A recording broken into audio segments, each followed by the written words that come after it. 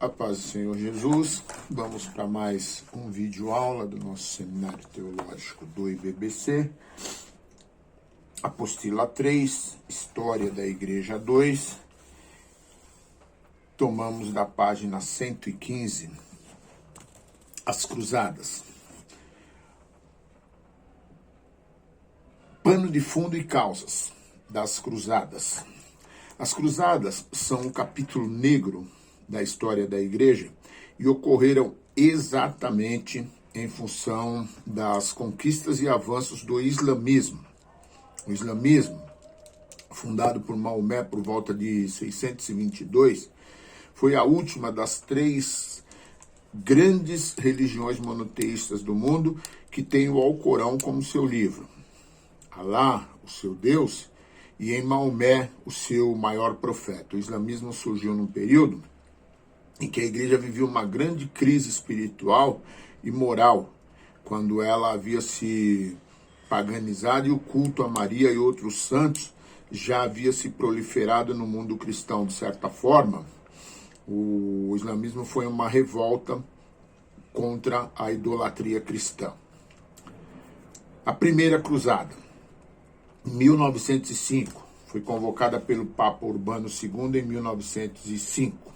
Em 1095, perdão. A primeira cruzada é 1095, tá? Foi convocada pelo Papa Urbano II em 1095, que conclamou o povo a socorrer os irmãos gregos da ameaça muçulmana. A segunda cruzada durou de 1147 a 1149, portanto, 2 anos. Diferente da primeira, essa foi um fracasso para os cruzados cristãos. O pregador dessa cruzada foi Bernardo Claraval, que recrutou através de suas pregações soldados que seguissem ao rei da França, Luís VII, para uma marcha contra os muçulmanos. A cruzada ocorreu entre 1147 e 1149, após a queda de Odessa, em 1144, tomada pelo sultão de Alepo. Os cristãos perderam a batalha e Jerusalém foi recapturada pelos muçulmanos. Terceira cruzada, 1189 a 1192, foi ordenada pelo Papa Gregório VIII, que obteve a aliança dos reis da França, Inglaterra e Sicília. Após alguns incidentes, apenas o rei da Inglaterra, Ricardo Coração de Leão, realizou a cruzada. Embora não tivesse conseguido reconquistar Jerusalém, conseguiu alguns acordos, dentre os quais foi garantido o direito de trânsito de peregrinos em Jerusalém e intercâmbio comercial. Quarta cruzada, de 1202 a 1204, convocada pelo Papa Inocêncio III. Essa cruzada foi uma tentativa de reparar o fracasso da cruzada anterior. O objetivo não era atingir a Terra Santa, mas atacar os muçulmanos no centro do seu poder, o Egito, como base para as operações contra a Palestina. Os cruzados tomaram Constantinopla, elegeram um novo imperador e o Império Latino dominou ali de 1205 a 1261. O Império Oriental foi submetido ao Papa novamente. Quinta cruzada, 1212, foi chamada a Cruzada das Crianças, porque teve a participação de um grande número de crianças, lideradas por 2 meninos que acreditavam que a pureza de suas vidas atrairia o favor divino nessa cruzada. O resultado foi que muitas pereceram pelo caminho e as sobreviventes foram vendidas como escravas no Egito. Sexta cruzada, 1248 a 1254. Foi encabeçada por Luís IX da França, que levou uma expedição desastrosa contra o Egito e foi feito prisioneiro. Resultado das cruzadas. Outras pequenas cruzadas foram empreendidas após essa última grande, mas com exceção da primeira, todas fracassaram em seus objetivos. Eles não conquistaram de modo permanente a Terra Santa e tampouco retardou o avanço do islamismo. O seu custo em vidas e bens foi muito grande, mas por outro lado teve resultados positivos como na área comercial e cultural. Vejamos alguns resultados positivos e negativos que resultaram das cruzadas. Formação das ordens militares, enfraquecimento do sistema feudal. Muitos cavalheiros e nobres que saíram para as cruzadas jamais voltaram e outros venderam suas terras a camponeses ou aos ricos para levantar fundo para financiar as cruzadas. Crescente inimizade entre o cristianismo latino e o oriental. A princípio, as cruzadas, em parte, surgiram do desejo de socorrer os cristãos de Constantinopla. Depois ficou provado que os latinos também eram uma ameaça séria para esse império. Os cristãos em terras muçulmanas eram tolerados pelos governantes islâmicos, mas após as cruzadas essa tolerância chegou ao fim, o que dificultou a vida desses cristãos. Aumento do poder papal, surgimento de novas cidades, intercâmbio comercial entre os países ocidentais e orientais. Os produtos do Oriente, como tecidos, temperos e perfumes, despertaram interesse principalmente na Itália. Despertamento da Igreja Ocidental para o Oriente. As viagens constantes para a Terra Santa e as histórias cheias de prodígios que vinham de lá despertaram no povo o desejo de saber mais sobre a realidade física de Jesus, dos profetas e dos grandes heróis do Antigo Testamento. Valorização da filosofia, ciência e literaturas árabes que foram objetos de estudos dos escolásticos. Enfraquecimento do reino oriental com a conquista de Constantinopla pelos ocidentais. Movimentos da reforma monástica. Após a primeira cruzada, houve um zelo religioso crescente que se manifestou em ascetismo, piedade e ênfase da vida monástica.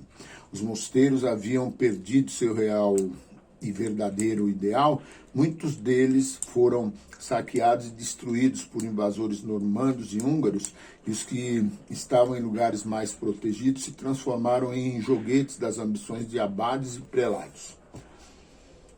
Cluniacense. Em 910, foi fundado o mosteiro em Cluny, na França, com um governo autônomo e com proteção papal. Suas terras eram isentas de todos os perigos de invasão e secularização. Esse mosteiro foi governado por uma série de abades que adotaram a regra de Bento. O objetivo original de Cluny era realizar uma reforma monástica através do exemplo e da influência. Cisterciense. O movimento cisterciense foi uma resposta ao monasticismo cluniacense, que havia se afastado do seu ideal e se tornado rico. Foi fundado por Roberto, monge beneditino, em Citatoux, em 1098, de cujo nome latino, Cistercium, se deriva o termo cisterciense. O propósito do mosteiro cisterciense era cultivar a vida de rigor e abnegação com uma alimentação e vestiário simples. Observava a regra de Bento e com o ideal que incluía afastamento do mundo, contemplação e a imitação da pobreza apostólica.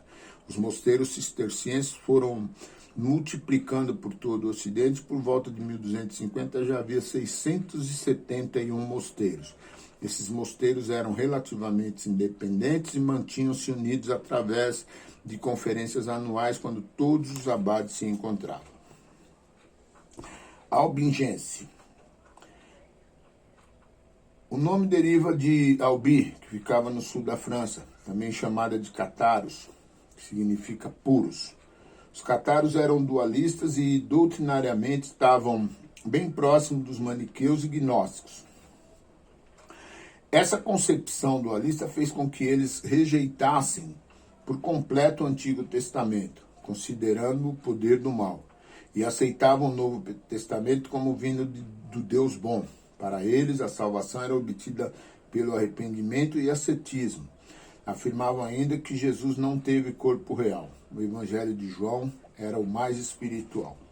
Valdenses, movimento iniciado por Pedro Valdo, rico comerciante de Lyon, que, influenciado pela leitura de Mateus 12, 21, abriu mão de seus bens e se dedicou à vida ascética. Começou a se dedicar à pregação em 1177, mas precisava de permissão para isso, que lhe foi negado pelo Papa Alexandre III. Valdo não aceitou a decisão e continuou a pregar com seus discípulos, e um concílio reunido em Verona os condenou e os excomungou em 1184. Mas apesar disso, continuaram pregando de dois em dois, vestidos de uma túnica simples, descalços ou de sandálias, vivendo daquilo que recebiam de seus ouvintes.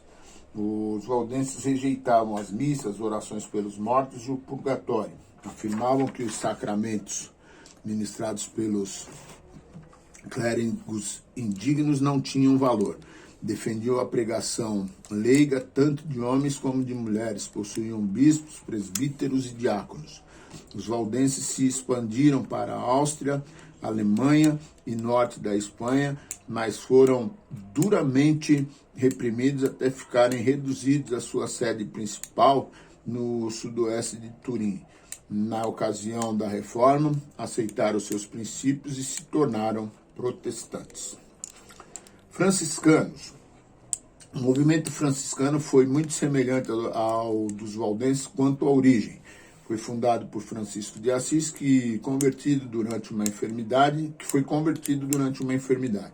Deixou sua família, que era muito rica, e passou a viver na pobreza, um estilo de vida que agradava a Deus. Conseguiu reunir em torno de si um grupo de simpatizantes com os mesmos ideais e elaborou uma regra de vida a ser seguida, que incluía, além da pobreza, a castidade e a obediência ao papado. Após uma resistência inicial, o Papa Inocêncio III aprovou esta ordem em 1210. Dominicanos. Movimento fundado por Domingos, natural de Caraloga, nasceu em 1170. Foi um brilhante estudante e de profundo espírito religioso. Solicitou ao Papa III a aprovação de sua regra, que foi negado pelo Papa, que estava preocupado com a confusão que surgiria com a existência de muitas regras monásticas. No entanto, deu-lhe licença para continuar o trabalho desde que ele adotasse uma regra monástica já aprovada. Domingos aprovou a regra de Agostinho e adaptou essa regra às suas próprias necessidades. Influenciados pelos franciscanos, também adotaram o princípio da pobreza e mais tarde, tanto franciscanos como dominicanos ficaram conhecidos como ordens mendicantes. Preocupados em refutar as heresias, os dominicanos estabeleceram a ordem dos pregadores, onde recebiam um preparo intelectual. Os dominicanos se notabilizaram pela erudição bíblica, deram grande ênfase à pregação e ao ensino. Nós paramos na página 120, prosseguimos no próximo vídeo, na página 122, a reforma cultural. Deus abençoe, boa aula.